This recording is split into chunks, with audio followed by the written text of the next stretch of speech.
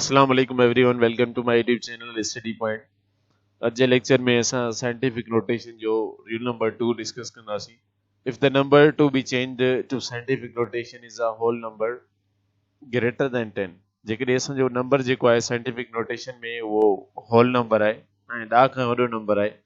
Move the decimal point to the left of its original position.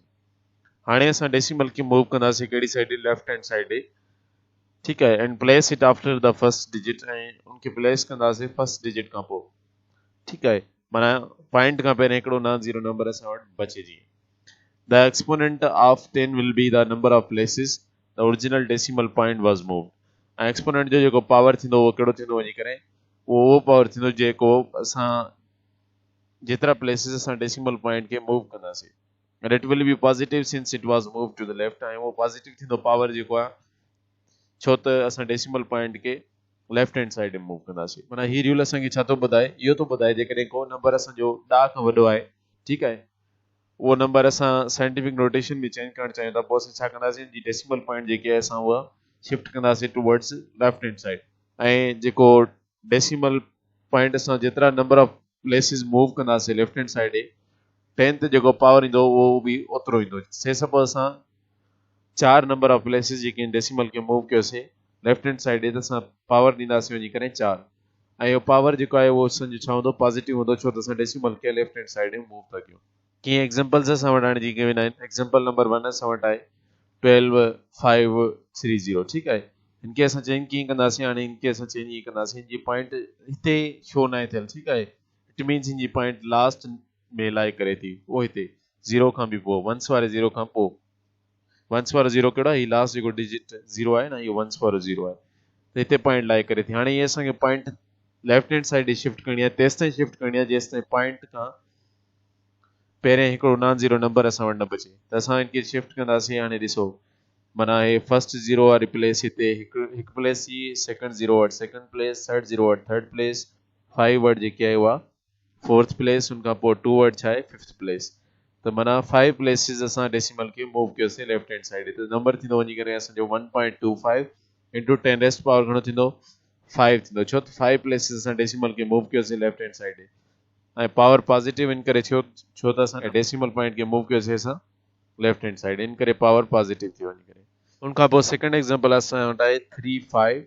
उनखां पोइ 5 times 0, ठीकु आहे। त हिनखे असां कीअं कन्वर्ट कंदासीं, हाणे हिनजी पॉइंट लास्ट में हिते लाई करे थी,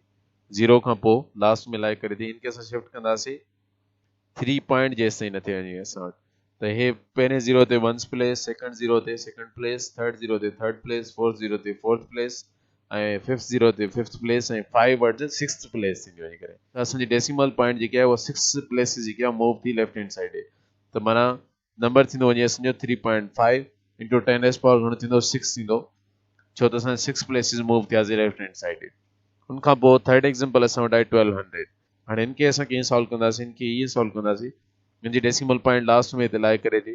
हिनखे असांखे मूव करिणो आहे 1 पॉइंट वारी फॉर्म जेसि ताईं न ठहे, त डेसिमल पॉइंट खे असां मूव कंदासीं फर्स्ट 0 वटि फर्स्ट प्लेस, सेकंड 0 वटि सेकंड प्लेस, ऐं 2 वटि थींदी वञी करे थर्ड प्लेस, त नंबर थींदो वञी करे 1.2 इंटू 10 रेस्ट पावर 3। 3 छो त असां 3 नंबर ऑफ प्लेसिस मूव कया आहे डेसिमल पॉइंट खे लेफ्ट हैंड साइड। उनखां पोइ फोर्थ नंबर एग्जांपल असां वटि आहे 30, 45 ऐं 3 टाइम्स 0, ठीकु आहे, ही नंबर गिवन आहे। हाणे जी डेसिमल पॉइंट लास्ट में लाई करे थी, असां हिनखे शिफ्ट कंदासीं 3.04 जेसि ताईं फॉर्म न ठहे, 3.045 वारी फॉर्म, त असां फर्स्ट 0 वटि हिनखे मूव कंदासीं, फर्स्ट प्लेस जी थींदी, सेकंड 0 वटि सेकंड प्लेस मूव थींदी, ऐं थर्ड 0 वटि थर्ड प्लेस थींदी वञी, ऐं 5 वटि फोर्थ प्लेस, ऐं उनखां पोइ 4 वटि फिफ्थ प्लेस, ऐं 0 वटि छा थींदी वञी करे सिक्स्थ प्लेस, ठीकु आहे। त नंबर असांजो थी वेंदो 3.045 इंटू 10 रेस्ट पावर छा थींदो 6 थींदो, छो त असां 6 नंबर ऑफ प्लेसिस मूव कयोसीं डेसिमल पॉइंट खे लेफ्ट हैंड साइड। उनखां पोइ लास्ट ऐं फिफ्थ एग्जांपल असां वटि आहे 10, 25 3 टाइम्स 0। त हिनखे कीअं असां चेंज कंदासीं साइंटिफिक नोटेशन में,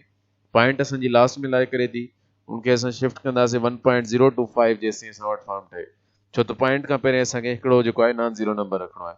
त हे असांजी डेसिमल पॉइंट फर्स्ट 0 वटि ईंदी फर्स्ट प्लेस मूव थींदी, सेकंड 0 वटि सेकंड प्लेस, थर्ड 0 वटि थर्ड प्लेस, ऐं फिफ्थ वटि फोर्थ प्लेस, ऐं 2 वटि फिफ्थ प्लेस, ऐं 0 वटि सिक्स्थ प्लेस, त नंबर थींदो वञी करे 1.025 into 10 rest power 6 n s power 6 छो थींदो छो त असां 6 टाइम्स डेसिमल पॉइंट खे मूव कयोसीं लेफ्ट हैंड साइड। त ही जेको हुयो रियल नंबर 2 हुयो असांजो साइंटिफिक नोटेशन जो।